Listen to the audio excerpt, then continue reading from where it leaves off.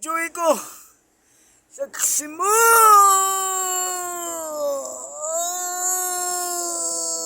Dito tayo ngayon. Sa Naik. Marami mga nakapark. Isa dito patulog-tulog lang. Oh. Dapat nag-update yan eh. Pero dahil wala siyang kwenta, umiga lang siya. Ay, mga kalaban namin sa deliver. Hey. Maganda yung langit. Ipunta ko na ba siya dyan?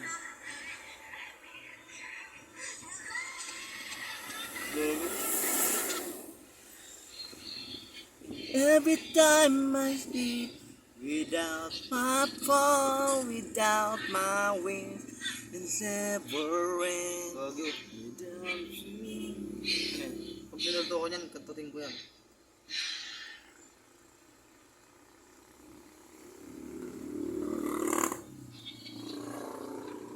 Kanina umaga pa tayo dito pero hindi pa tayo nare-receive. Ewan ko ba kung bakit ano may dahilan yung ginanga naman ng sunan.